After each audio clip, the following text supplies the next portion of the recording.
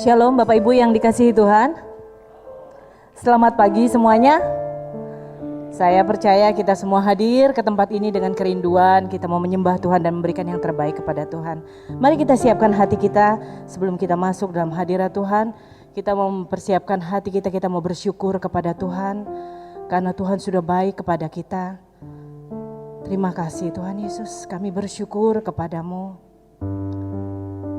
Terima kasih Tuhan untuk kasih-Mu di dalam kehidupan kami. Engkau pimpin kami hari lepas hari, seminggu telah kami lalui. Semua karena berkat dan anugerah kebaikan Tuhan dalam kehidupan kami. Terima kasih untuk kesetiaan Tuhan dalam kehidupan kami, pertolongan Tuhan, penyertaan Tuhan. Terima kasih Bapa. Ini kami pada pagi hari ini. Kami umat yang mengasihi Engkau Tuhan, yang Kau kasihi. Kami rindu memberikan yang terbaik, kami ingin menyembah Engkau, kami ingin menikmati hadirat-Mu Tuhan. Biarlah Engkau disenangkan dengan puji-pujian kami, biarlah Engkau disenangkan dengan penyembahan kami Tuhan. Saya ajak kita semua bersyukur kepada Tuhan. Mari kita bersyukur kepada Tuhan, ucapkan syukur-Mu kepada Tuhan. Untuk semua apa yang sudah Tuhan berikan, untuk semua kebaikan yang Tuhan berikan dalam kehidupan saudara. Bersyukurlah kepada Tuhan. Haleluya. Haleluya, haleluya. Terima kasih Tuhan. Kami bersyukur, kami bersyukur. Terima kasih Yesus, terima kasih. Terima kasih Tuhan. Banyak yang Kau perbuat di dalam hidupku, rancangan indahmu terjadi di hidupku.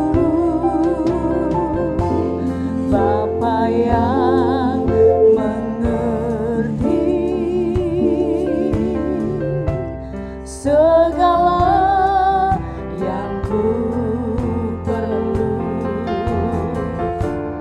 kasih-Mu sempurna nyata dalam hidupku. Ku bersyukur Bapa.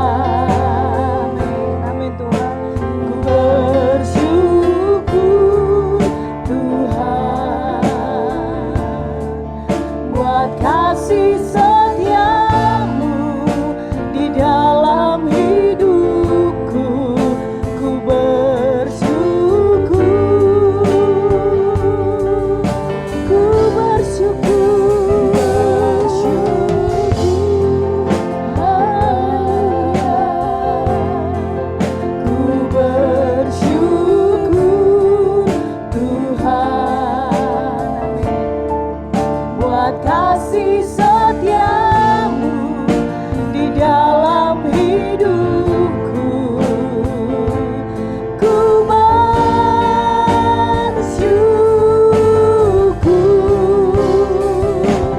Tuhan.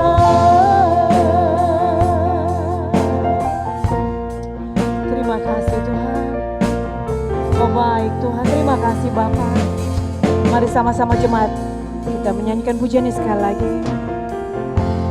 Banyak yang telah terjadi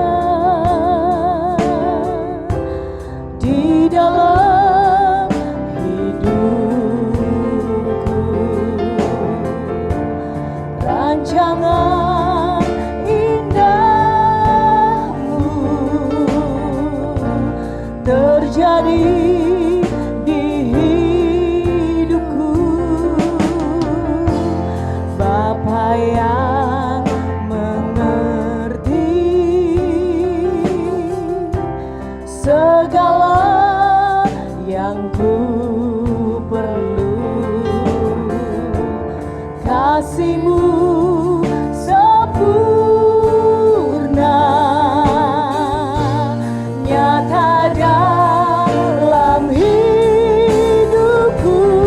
kita bersyukur kepada Tuhan dengan segenap hatimu. Bersyukur Bapa, kami bersyukur Tuhan.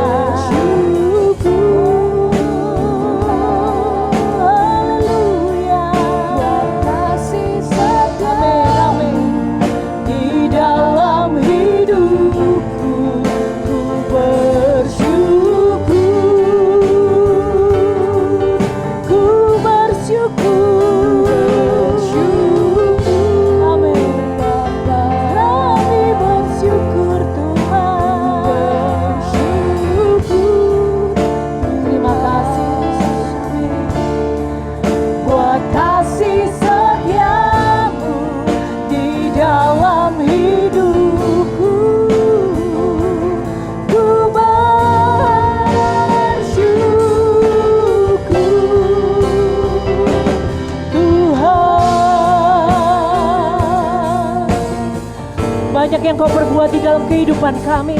Perbuatanmu sempurna Tuhan, ajaib. Ajaib pertolonganmu Tuhan. Haleluya. Ada lembah kelam yang tak kulewati tanpa hadir-Mu. Amin. Hatiku takkan gentar, sebab ku tahu tangan-Mu yang menopangku. Yes, tak ada lembah kelam yang tak kulewati tanpa hadir-Mu.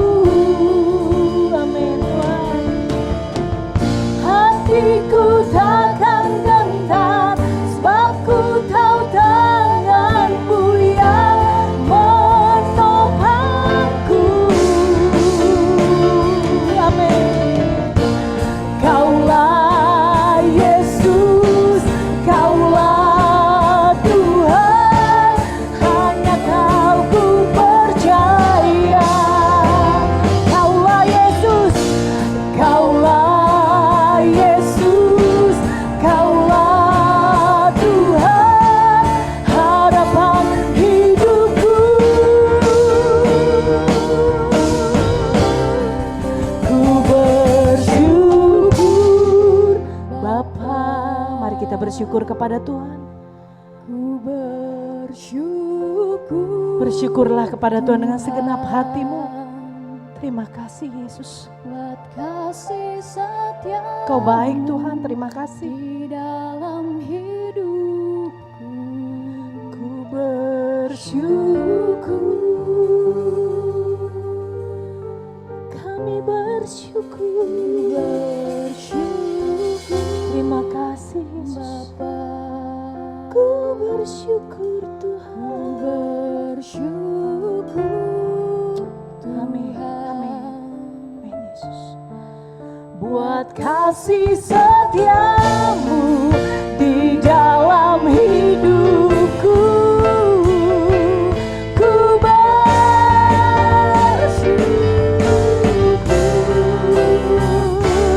Syukur Bapa, kami bersyukur. Amin. Haleluya. Buat kasih setiamu di dalam hidupku, ku bersyukur. Ku bersyukur. Kami bersyukur. Amin. Engkau baik Tuhan. Buat kasih setiamu di dalam hidupku, ku bersyukur. Saya undang kita semua bangkit berdiri bersama-sama. Kita angkat pujian yang ku bersyukur Bapa, kami bersyukur Tuhan. Amin. Oh, Kau baik. Buat kasih setiamu di dalam hidupku, ku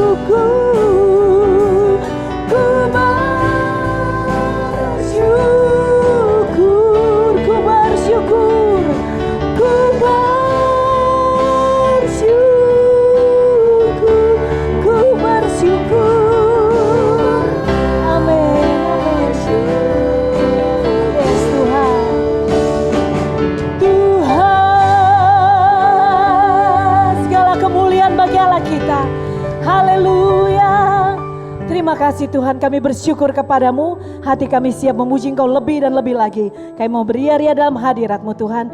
Bekerjalah di tempat ini, bekerjalah dalam setiap hati kami. Terima kasih Bapa, hanya di dalam nama Yesus kami mulai ibadah kami. Haleluya. Amin. Selamat pagi Bapak Ibu. Apa kabar? Ya, puji nama Tuhan, pagi hari ini kita mengucap syukur kepada Tuhan. Sekali lagi Bapak Ibu, hidup kita ini sangat singkat dan sangat fana. Kita melihat bagaimana akhir kehidupan anak Tuhan, apa yang bisa kita bawa nanti pada waktu kita pulang ke Sang Pemilik hidup kita ini, yaitu Allah Bapa. Tentu kehidupan yang sangat singkat ini berarti sekali menentukan kehidupan nanti Bapak Ibu dan Saudaraku kasih Tuhan. Dan ibadah adalah salah satu bagian bentuk kita mengasihi Tuhan. Baik ibadah offline maupun ibadah online, jika kita lakukan dengan betul-betul hati yang tulus, maka itu berkenan di hadapan Tuhan. Bapak, Ibu, dan Saudaraku yang kasih Tuhan, badai pasti berlalu. Badai pasti berlalu.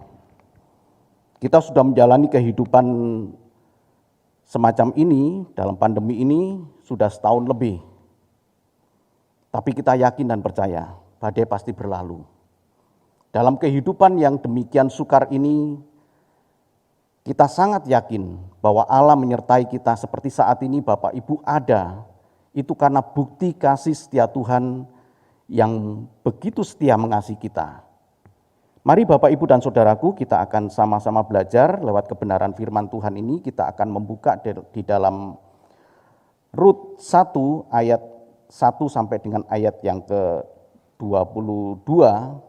Kitab Rut ini kita akan membaca di dalam Rut 1 ayat 1 sampai dengan 22. Tentu tidak kita baca secara keseluruhan, tapi akan saya penggal-penggal.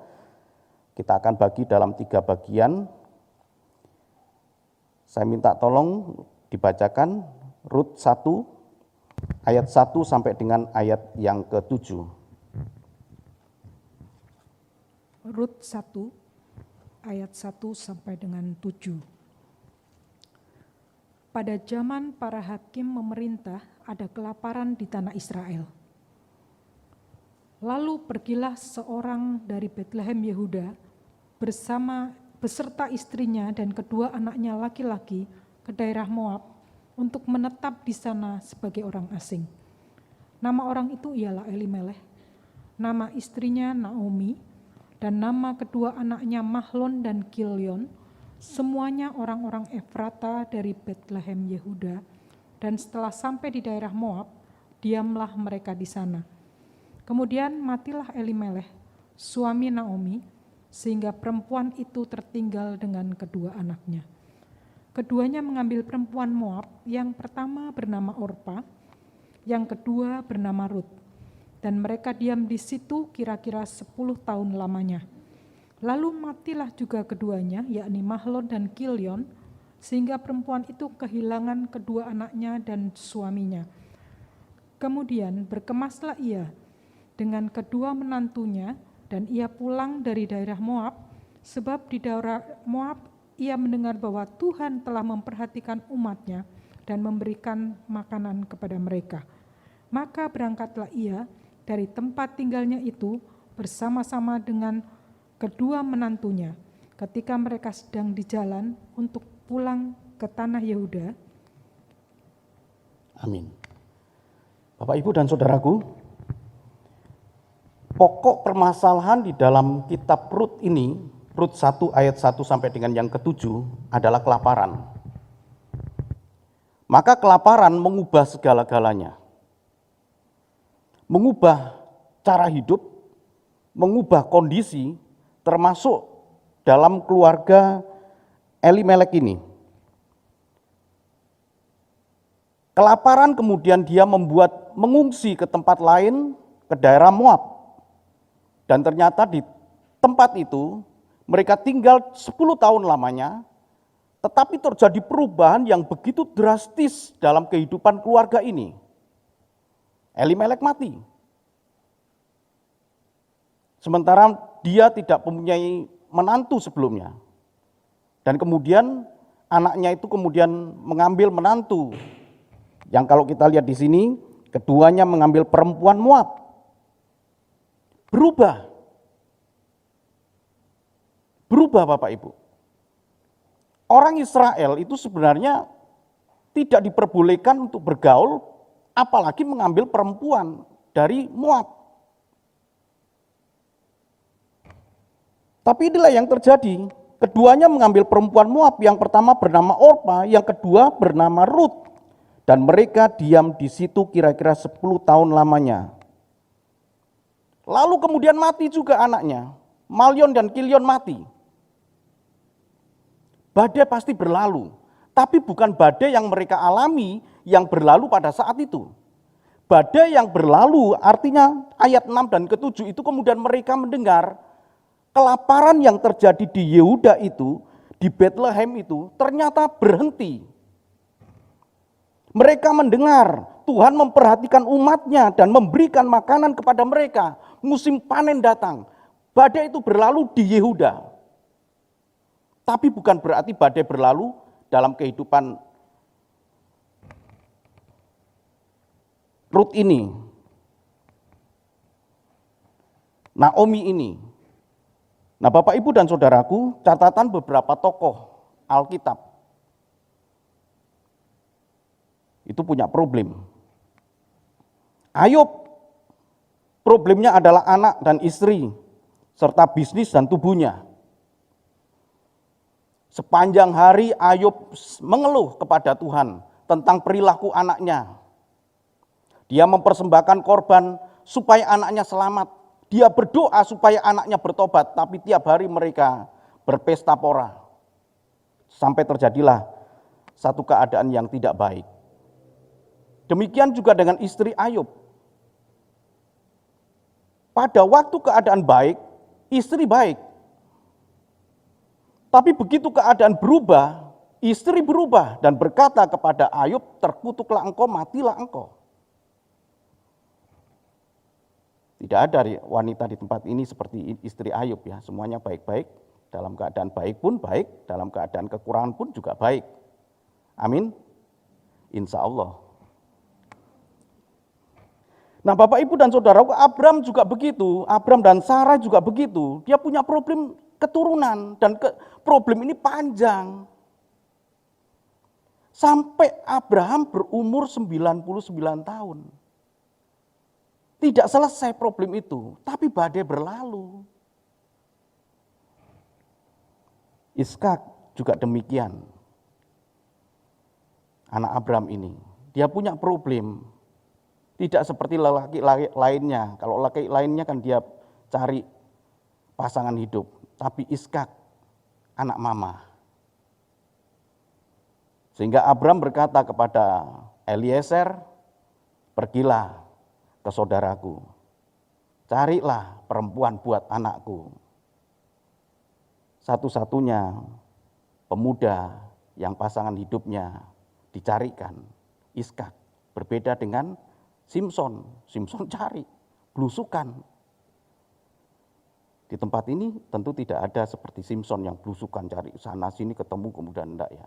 Cari ketemu baik kemudian nah baru diberkati Tuhan. Amin. Insya Allah juga. Begitu pula dengan Yusuf. Yusuf juga punya problem. Bagaimana dia problemnya sangat panjang juga. Setiap hari dia dibenci saudara-saudaranya. Padahal dia sudah berbuat baik ketika saudara-saudaranya mengembalakan kambing dan domba. Yusuflah yang mengantar makanan. Setiap hari, tapi itu badai berlalu. Kapan badai itu berlalu? Ketika Yusuf ada di tanah Mesir, Yusuf menjadi Perdana Menteri di sana. Sampai akhirnya ketemu dengan saudara-saudaranya dan ada perkataan yang begitu indah. Engkau mereka yang jahat, tetapi Tuhan membuat segala sesuatu itu baik. Di saat itulah terjadi pemulihan. Badai pasti berlalu Bapak Ibu. Walaupun itu ada di ujung kehidupan kita ini, pasti badai berlalu. Begitu pula dengan Daniel dan kawan-kawan. Ketika Raja Nebukadnezar berkata, semua orang yang berada di bawah pemerintahan kerajaan Babel harus menyembah Allah mereka, patung yang didirikan. Dan itu pertarungan iman, Bapak Ibu. Daniel tidak berserta dengan teman-temannya tidak untuk menyembah. Mempertaruhkan nyawa. Tapi badai berlalu. Begitu pula dengan Tuhan Yesus. Jangan dikira Tuhan Yesus tidak punya problem, dan problem terbesar yang dihadapi oleh Tuhan Yesus adalah iman murid-muridnya. Kadang percaya, kadang tidak, kadang percaya, kadang tidak, sampai Tuhan Yesus berkata, Simon Petrus, menurut orang siapakah aku ini? Dan kemudian Simon berkata, menurut orang engkau adalah Yesaya, engkau adalah Yohanes Pembaptis, engkau adalah Nabi Elia. Tapi menurut orang siapakah aku ini? Menurut kamu siapakah aku ini? Dan kemudian Petrus berkata, engkau Mesias, anak Allah yang hidup. Naik. Tapi kemudian turun. Naik lagi sampai Tuhan Yesus disalib pun murid-murid tidak ada. Bahkan Petrus menyangkal Tuhan Yesus 3 kali. Problem. Tapi berakhir.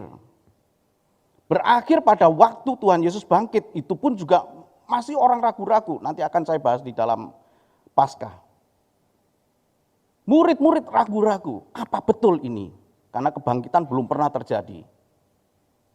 Nah, Bapak, Ibu, dan Saudaraku, inilah problem, inilah badai hidup. Pagi hari ini kita belajar dan kita pastikan bahwa badai hidup kita pasti berlalu. Amin. Pasti berlalu. Walaupun itu membutuhkan kesabaran yang memang tidak pernah kenal batas waktu.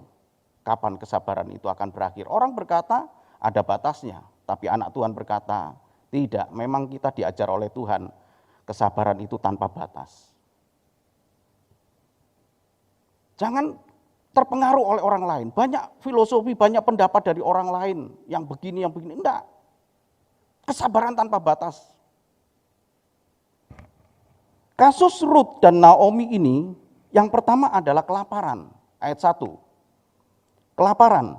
Pada zaman para hakim memerintah, ada kelaparan di tanah Israel. Problem kelaparan.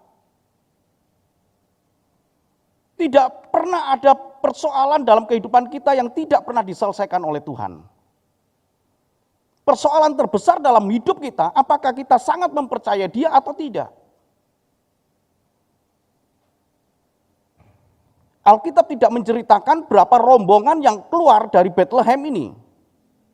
Sementara arti Bethlehem adalah rumah roti. Pemeliharaan Tuhan, Bethlehem. Rumah roti. Rumah roti pun juga ada problem. Tapi bagaimana mereka bisa bertahan hidup? Berbeda dengan Elimelek dan Naomi ini, kemudian mereka keluar mencari pertolongan pada Moab. Yang mereka dengar di sana ada kelimpahan. Daripada kita mati kelaparan, lebih baik kita keluar. Nah, Bapak, Ibu, dan Saudaraku yang kasih Tuhan, akhirnya kita dapatkan di sinilah perubahan-perubahan sikap hidup ketika kelaparan itu terjadi. Problem tidak hanya sampai di kelaparan, kemudian duka cita, ayat 3 dan 5, muncul duka cita. Kematian dan ekonomi yang merosot. Mereka beranggapan bahwa di Moab mereka bisa berubah, tapi ternyata tidak. Kematian mereka alami, duka cita alami, tapi ekonomi juga tidak terlalu bagus bagi mereka. Sampai akhirnya mereka mendengar di sana, di Yehuda sana, di Bethlehem, Tuhan bertindak. Kalau ekonomi mereka di Moab itu baik, saya yakin dan percaya mereka tidak akan berangkat. Tapi keadaan yang tidak baik, apalagi ditambah dengan 2 keadaan tadi, yaitu duka cita dan kematian dan ekonomi, mereka akhirnya kemudian balik. Kembali ke Yehuda. Ini problem, Bapak Ibu. dari yang kaya menjadi yang miskin.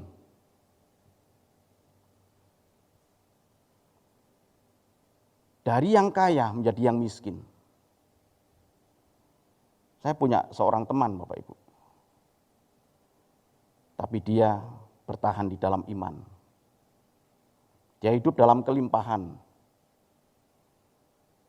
Tapi keadaan membuat dia turun. Dalam keadaan turun ini, saya boleh melihat, ini teman saya Bapak Ibu ya. Dia tetap bertahan di dalam iman. Artinya tidak terpengaruh, pelayanan dia juga tidak terpengaruh, dia tetap mengasihi Tuhan, dia tidak mempertanyakan Tuhan, kenapa aku setia melayani Tuhan, tapi kenapa keadaan ini begitu menyiksa kehidupan dia? Enggak, dia tetap berjalan. Kita lihat di sini, ayat 21, tolong dibaca. Ayat 21. Rut 1 ayat yang ke-21. Dengan tanah yang penuh, dengan tangan yang penuh aku pergi. Tetapi dengan tangan yang kosong Tuhan memulangkan aku. Mengapakah kamu menyebutkan aku Naomi? Karena Tuhan telah naik saksi menentang aku, dan yang Maha Kuasa telah mendatangkan malapetaka kepadaku. Kita lihat ini Bapak Ibu. Ya, kita enggak mengerti loh. Pada waktu mereka meninggalkan Bethlehem itu, dalam keadaan penuh. Dalam keadaan penuh mereka meninggalkan Bethlehem, punya banyak harta. Problemnya pada jiwa mereka ketakutan terlebih dulu. Wah ini, kalau keadaan ini terus menerus, makin lama makin habis nih. Maka mereka meninggalkan Bethlehem dalam keadaan penuh. Itu pengakuan yang jujur dari seorang yang bernama Naomi. Dengan tangan penuh aku pergi. Kenapa pergi? Tanganmu penuh, kenapa engkau pergi? Bertahan di kreatif hidup dalam Tuhan. Tapi kenyataan tidak. Diliputi oleh ketakutan yang berlebihan, Bapak Ibu. Ini problemnya. Problemnya adalah ketidakpercayaan pemeliharaan Tuhan kepada anak-anaknya. Semestinya Elimelek sebagai seorang yang sudah mengenal Allah yang begitu hebat, dia bertahan di Bethlehem. Tapi tidak, pergi. Perjanjian Lama selalu berbicara tentang jasmani Bapak Ibu. Ya, perjanjian Lama selalu berbicara tentang jasmani. Allah selalu berperkara dengan umatnya itu dalam sisi jasmani. Kenapa Tuhan memerintahkan kepada Musa, Musa, buatlah bagiku tempat tinggalku, yang kemudian kita kenal dengan kemah pertemuan Musa atau tabernakel. Karena Tuhan menyesuaikan dengan pola pikir anaknya pada waktu itu yang terbatas kepada hal-hal yang bersifat jasmani. Bukti bahwa Allah menyertai mereka harus nyata dalam mata mereka. Itu buktinya. Maka Allah memerintahkan kepada Musa untuk membuat kemah pertemuan. Mereka kemudian melihat kemuliaan Tuhan. Wah, Tuhan menyertai, ada tiang awan, ada tiang api, betapa senangnya. Tapi kita Bapak Ibu, apakah Bapak Ibu bisa melihat penyertaan Tuhan secara jasmani demikian? Enggak kan? Kita melihat dengan mata rohani kita melihat dengan satu keyakinan jiwa kita, Allah menyertai kita, Allah memberkati kita. Walaupun tidak kasat mata kita melihat, kita merasakan. Berbeda dengan Elimelek, mereka melihat kelaparan, mereka takut dan kemudian mereka pergi dalam keadaan tangan penuh. Apa yang terjadi di Moab? Naomi berkata, aku pergi dengan tangan yang penuh, sementara pulang ke Bethlehem dengan tangan yang kosong. Kenapa engkau menyebut aku Naomi? Naomi itu artinya manis. Kenapa engkau menyebut aku manis? Panggil saja aku marah. panggil saja aku pahit. Karena Tuhan sudah menindas, Tuhan sudah menentang. Yang disalahkan Tuhan dalam keadaan semacam ini, yang paling enak, yang paling mudah menyalahkan Tuhan. Sama seperti Naomi. Mengapa kamu menyebut aku Naomi? Karena Tuhan telah naik saksi menentang aku. Yang Maha Kuasa telah mendatangkan malapetaka kepadaku. Jangan sebut aku manis, jangan sebut aku Naomi. Nah Bapak Ibu dan Saudaraku yang kasih Tuhan, ini problem. Dari kaya menjadi miskin. Sehingga muncul kepahitan di sini. Sementara problem sosial juga terjadi. Jadi banyak problem yang terjadi dalam kasus Ruth dan Naomi ini. Yang pertama kelaparan, kedua duka cita, kematian dan kemerosotan ekonomi, dari kaya menjadi miskin. Problem sosial pun juga terjadi, ayat 19 dan 20, tolong dibaca. Rut 1 ayat 19 dan 20. Dan berjalanlah keduanya sampai mereka tiba di Betlehem. Ketika mereka masuk ke Betlehem, gemparlah seluruh kota itu. Mereka. Dan perempuan-perempuan berkata, Naomikah itu? Tetapi ia berkata kepada mereka, janganlah sebutkan aku Naomi, sebutkanlah aku Mara, sebab yang Maha Kuasa telah melakukan banyak yang pahit kepadaku. Ini problem sosial Bapak Ibu, sampai orang tidak mengenali. Mungkin pada waktu dia pergi, pakaiannya dia cukup baik. Sekali lagi, kan dinilainya selalu jasmani. Selalu baik.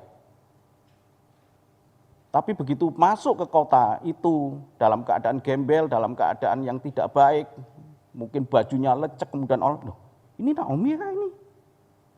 Kalau lihat tubuhnya sih Naomi ini. Naomi kah ini? Orang sampai lupa. Ini problem sosial Bapak Ibu. Sampai orang itu memandang kita itu, ini benar ini. Dan kemudian Naomi memberikan respon. Jangan sebut aku Naomi. Ini dalam keadaan marah Bapak Ibu, dalam keadaan sewot. Semuanya karena dipengaruhi problem hidup yang salah langkah. Dalam keadaan kesukaran semacam ini Tuhan tuntut ini masa penampian. Saya ingin katakan kepada Bapak Ibu, ini masa penampian, 1 tahun sudah kita lewati. Ada yang semakin merosot imannya, ada. Ada yang seperti Naomi yang berkata, Tuhan yang mendatangkan malapetaka. Kita koreksi selama setahun ini Bapak Ibu, keadaan ini. Tapi ada juga yang bertahan, orang-orang yang bertahan di Bethlehem, yang menantikan pertolongan Tuhan. Jadi ada dua sisi yang pertama meninggalkan Bethlehem, sisi yang kedua adalah orang-orang yang bertahan di situ, yang menantikan pertolongan Tuhan. Dan akhirnya mereka melihat, seperti yang tadi dikatakan di dalam ayat yang ke-6, Tuhan telah memperhatikan umatnya dan memberikan makanan kepada mereka. Berapa lama waktu itu? 10 tahun lebih kelaparan itu terjadi. Waktu yang panjang buat sebuah musibah kelaparan Bapak Ibu. Tapi Alkitab tidak menceritakan maka berbondong-bondong orang itu. Kemudian pergi seperti Elimelek dan kemudian tanah itu kosong, tidak. Alkitab menceritakan Elimelek yang pergi. Maka problem sosial terjadi. Siapa dia itu? Naomi kah ini? Karena selama ini mereka mengenal Naomi itu cukup baik, cukup bagus, kaya. Naomi kah ini kok gembel?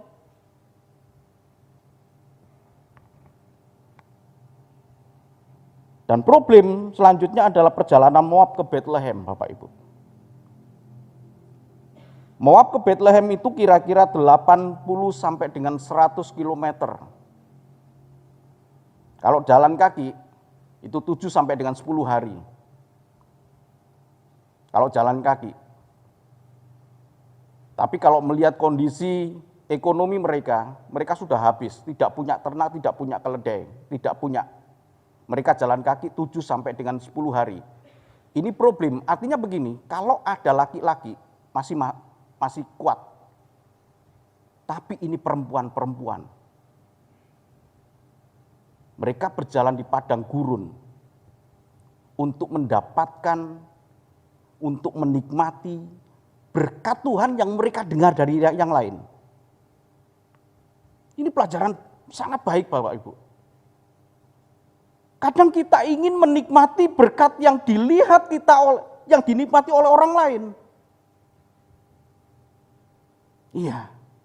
Itu seperti Ruth dan Naomi ini ingin merasakan penyertaan Tuhan, ingin merasakan berkat Tuhan yang terjadi di Bethlehem. Sementara dia tidak menikmati. Tidak menikmati. Ini pelajaran bagi kita. Kita pun juga harus bisa menikmati berkat Tuhan. Badai pasti berlalu. Badai pasti berlalu Bapak Ibu. Ada 3 hal yang menarik yang saya pelajari pada kisah Ruth dan Naomi ini. Yang pertama Bapak Ibu, mental yang mandiri. Tidak bersandar kepada manusia. Oke lah masa lalu itu ya. Problem yang tadi saya ceritakan itu adalah sepenggal masa lalu mereka punya problem. Tapi yang sekarang dia hadapi, mereka sudah tiba di Bethlehem. Mereka harus menata kehidupannya kembali. Dari orang kaya menjadi orang yang tadi saya katakan, sampai mereka itu tidak mengenal Naomi ini. Mulai dari nol kan. Dengan tangan penuh aku pergi, tapi sekarang dengan tangan kosong memulai kehidupan baru. Mungkin Bapak Ibu dan saudaraku yang kasih Tuhan, ada kejadian semacam Naomi ini. Itu masa lalu. Sekarang yang kita hadapi yang pertama, yang harus kita lakukan agar badai pasti berlalu. Sangat mudah bagi Tuhan untuk mengembuskan nafasnya mengusir badai itu.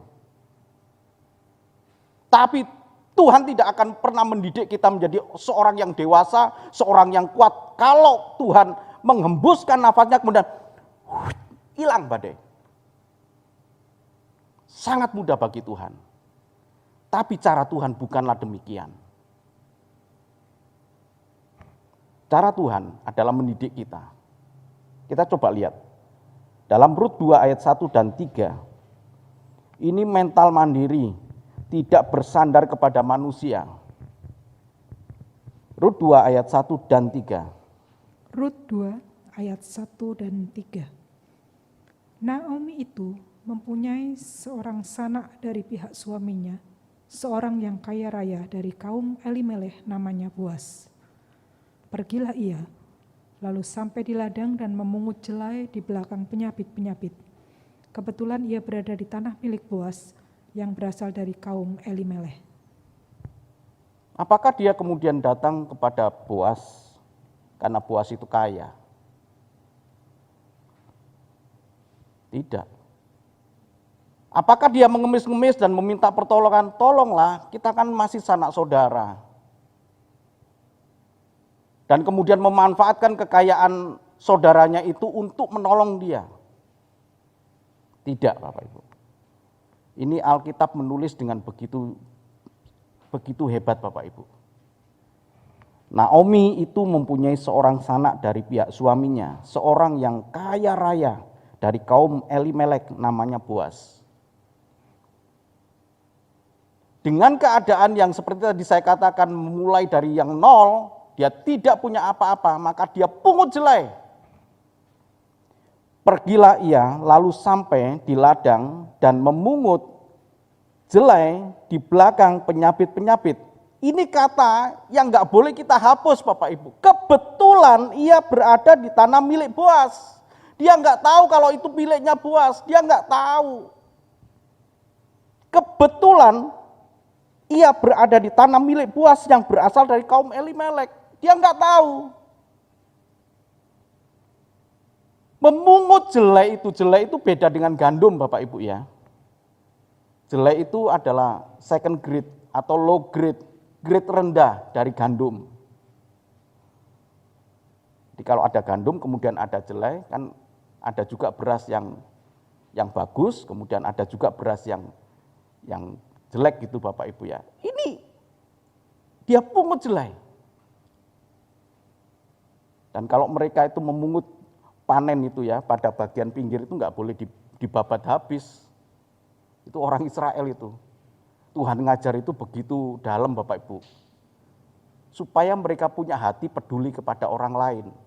Jadi pada bagian pinggir itu nggak boleh mereka habiskan, kalau seperti di kita kan, wah ada sedikit saja udah habisin gitu. Pada waktu mereka mengangkut dan kemudian jatuh nggak boleh diambil. Mereka punya kepercayaan pada waktu mereka mengangkut dan kemudian jatuh, itu kehendak Tuhan. Nggak boleh kemudian diambil, kehendak Tuhan itu, nggak boleh. Akhirnya kemudian mereka berjalan. Untuk siapa yang jatuh, untuk siapa yang di pinggiran itu? Untuk mereka seperti Rut. Artinya apa Bapak Ibu? Dia sangat miskin. Tapi dia mandiri. Dia mandiri. Coba baca juga ayat 19. Rut 2 ayat 19. Maka berkatalah mertuanya kepadanya, di manakah engkau memungut dan di manakah engkau bekerja hari ini? Diberkatilah kiranya orang yang telah memperhatikan engkau itu. Lalu diceritakannya kepada mertuanya itu pada siapa ia bekerja. Katanya, nama orang pada siapa aku bekerja hari ini ialah Boas. Rut nggak kenal Boas itu siapa, nggak kenal. Naomi tahu. Tapi dua wanita ini menjadi satu pelajaran bagi kita, Bapak, Ibu, dan Saudaraku. Pelajaran bagi kita. Jangan pernah bersandar kepada manusia. Allah tidak pernah kekurangan cara untuk menolong kita. Saya mengatakan ini bukan berarti secara teori saja Bapak Ibu. Saya alami keadaan itu. Jangan pernah mengandalkan kepada manusia. Ketika kita mengandalkan kepada manusia, tangan Tuhan tidak akan turun menolong kita. Pada waktu kita mengandalkan Dia, tangan Tuhan dengan caranya yang begitu ajaib menolong kita. Saya merinding loh ini. Tapi luar biasa ini. Bagaimana kehebatan mereka, dua wanita ini, Rut dan Naomi ini. Dia tahu dia punya saudara yang kaya raya. Tapi Naomi tidak langsung segera pergi kepada sanak saudaranya yang kaya raya itu untuk menolong kemiskinan mereka. Dia lakoni, dia jalani, sekalipun itu menjadi pemungut jelai. Satu pekerjaan yang hina dan orang akan tahu ini orang miskin. Problem sosial loh Bapak Ibu. Kalau dulunya kita miskin dan kemudian kita tetap miskin, tidak menjadi masalah. Tapi ketika itu orang itu kaya dan kemudian jatuh miskin, itu menjadi tekanan batin. Tapi Naomi menerima keadaan itu. Walaupun awalnya tadi kan dia sewot juga. Jangan sebut aku Naomi, sebut aku Mara lah. Orang tahu, jangan sebut aku Naomi yang manis, tapi Mara. Tuhan menindas. Tuhan menentang, Tuhan yang membuat kepahitan dalam hidupku. Nah Bapak, Ibu, dan Saudaraku yang kasih Tuhan, kemandirian ini, kita punya Tuhan yang hebat, amin. Kita punya Tuhan yang dahsyat, amin. Kita percaya bahwa Allah itu memperhatikan hidup kita. Pada waktu kita bersandar kepada manusia, firman Tuhan katakan terkutuklah orang yang mengandalkan manusia. Tapi diberkatilah orang yang mengandalkan Tuhan. Diberkatilah. Caranya bagaimana? Tuhan tidak mengembuskan nafasnya supaya badai itu berlalu. Tapi Tuhan mengendaki mental mandiri dalam hidup anak-anak Tuhan. Dia didik kita supaya kita kuat dengan cara Tuhan yang begitu ajaib ini. Yang kedua Bapak Ibu, jalani tanpa mengeluh. Rut 2 ayat 2 sampai dengan yang ketiga, ditambah dengan ayat yang ketujuh. Kalau tadi kita membaca pada Rut 1 ayat yang ketiga, maka kita coba baca ayat yang kedua. Rut 2 ayat yang kedua, ketiga, dan yang ketujuh. Tolong dibaca. Rut 2 ayat 2 sampai dengan 3. Maka Rut perempuan Moab itu berkata kepada Naomi, biarkanlah aku pergi ke ladang memungut bulir-bulir jelai di belakang orang yang murah hati kepadaku. Dan saut Naomi kepadanya, pergilah anakku. Pergilah ia, lalu sampai di ladang dan memungut jelai di belakang penyabit-penyabit. Kebetulan ia berada di tanah milik Boas yang berasal dari kaum Elimeleh. Ayat yang ketujuh. Tadi ia berkata, izinkanlah kiranya aku memungut dan mengumpulkan jelai dari antara berkas-berkas jelai ini di belakang penyabit-penyabit. Begitulah ia datang dan terus sibuk dari pagi sampai sekarang, dan seketika pun ia tidak berhenti. Tidak tenggelam dalam mengeluh. Tidak tenggelam dalam mengeluh. Tapi Rut tenggelam di dalam mencari rezeki itu. Tadi ia berkata, izinkanlah kiranya aku memungut dan mengumpulkan jelai dari antara berkas-berkas jelai ini di belakang penyabit-penyabit. Begitulah ia datang, ini cerita dari bujang dari orang kaya itu. Siapa itu? Itu perempuan itu siapa itu? Ayat yang ke-6. Oh, orang Moab itu. Begitulah ia datang dan terus sibuk dari pagi sampai sekarang dan seketika pun ia tidak berhenti pungut jelai.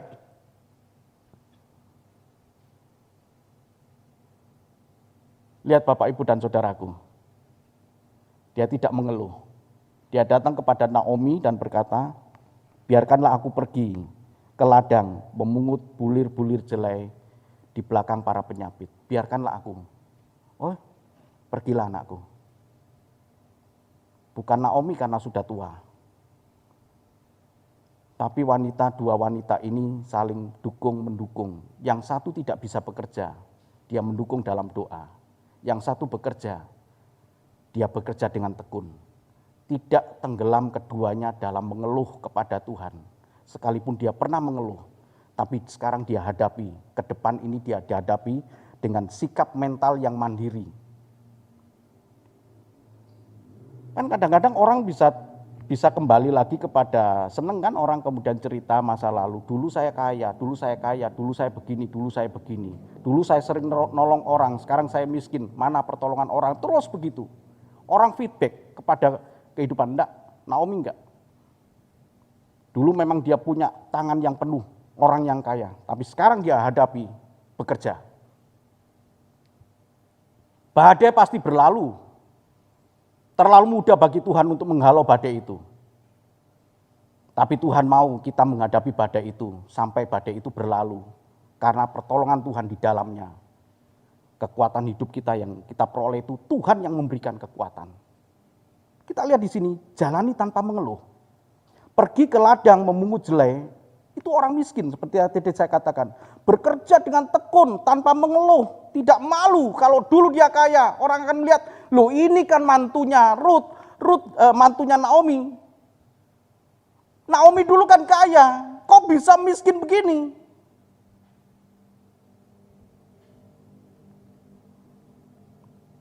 Tidak malu. Dia jalani itu.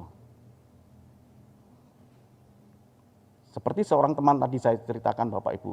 Mungkin setelah ini kan kemudian dia juga melihat karena dia juga selalu memberikan kata amin pada waktu dia menonton ibadah online kita.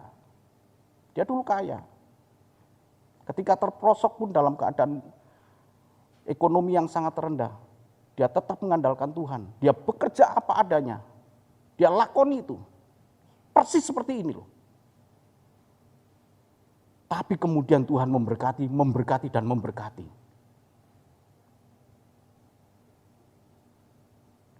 Ada juga teman saya yang sampai membayar listrik pun juga nggak bisa pada waktu itu, nggak bisa.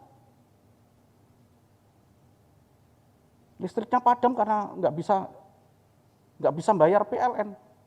Nyaris disegel waktu itu. Bisakah kita membantu? Bisa. Kita bisa membantu, tapi itu bukan tidak mendidik mereka. Kita bantu seperlunya. Kita bantu betul-betul, kita bantu seperlunya. Ini ada istri saya yang menjadi saksi. Tapi dengan ketekunan mereka, kemudian Tuhan mengangkat mereka. Badai pasti berlalu. Pasti berlalu. Kenapa Bapak Ibu? Karena kita punya Tuhan yang hidup.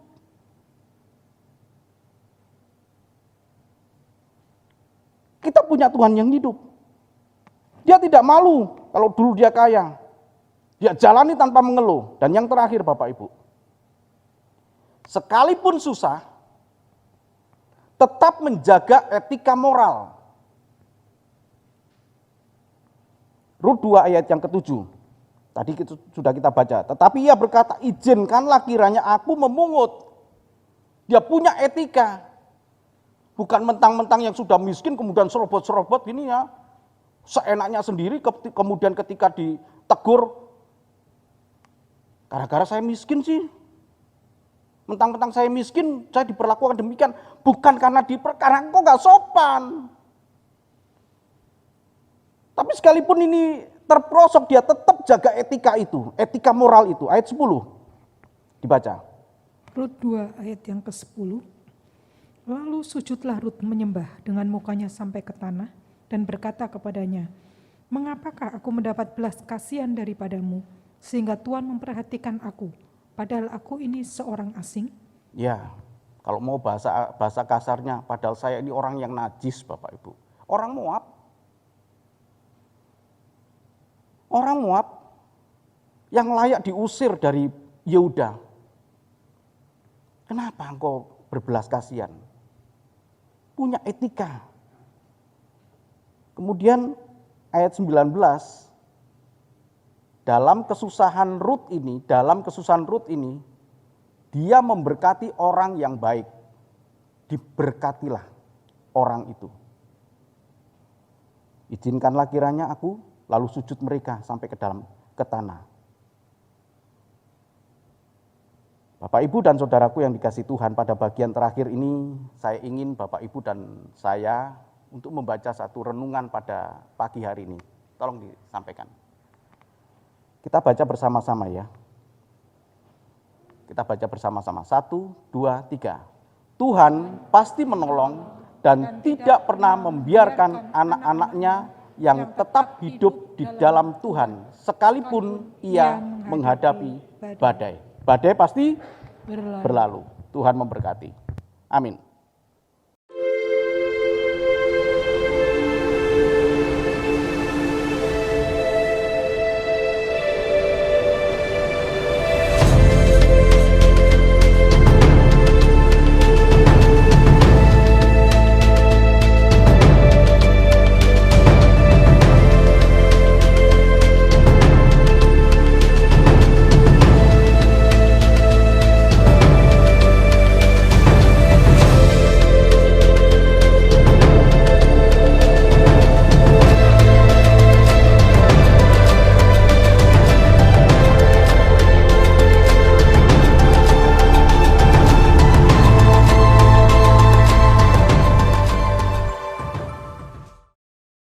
Engkau Allah yang maha kuasa, Engkau Allah yang maha tinggi, Engkau Allah yang sangat mengasihi kami. Kami bersyukur kepada Engkau ya Bapa, Allah yang bertakhta di dalam kerajaan surga, yang kepadamu Tuhan hati kami tertuju menyembah, memuji Engkau Tuhan.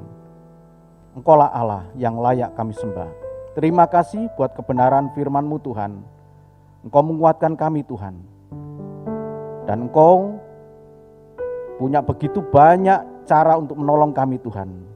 Hari ini ya Bapa, Engkau melihat anak-anak-Mu yang ada di tempat ini Tuhan. Demikian juga yang mengikuti ibadah secara online. Kami percaya ya Bapa, Engkau memberkati mereka dalam keluh kesah mereka, dalam beban mereka. Janji-Mu Tuhan, Engkau memberikan kelegaan kepada kami. Terima kasih Tuhan, terima kasih buat pertolongan-Mu Tuhan. Sebentar kami akan meninggalkan tempat ini. Kami pulang membawa berkat-berkat-Mu. Bapak, Ibu, dan saudaraku yang sangat dikasihi Tuhan, terimalah berkat dan anugerah dari Allah Bapa di surga, kasih dan cinta Tuhan kita Yesus Kristus, anaknya yang tunggal, dan penghiburan kekuatan dari kuasa Roh Kudus menyertai kita mulai saat ini, esok, bahkan sampai Maranatha Tuhan Yesus datang. Terima kasih ya Bapa.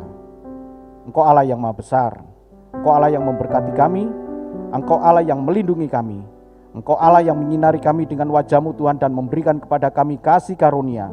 Engkau Allah yang menghadapkan wajah-Mu kepada kami Tuhan dan memberikan kepada kami damai sejahtera. Kuatkanlah hati kami Tuhan, sehingga kami tetap teguh di dalam Engkau Tuhan. Terima kasih ya Bapa. Segala puji syukur hormat kemuliaan bagi-Mu. Di dalam nama Tuhan kami Yesus Kristus, kami sudah berdoa dan mengucap syukur. Semua yang percaya mengatakan amin. Tuhan Yesus memberkati.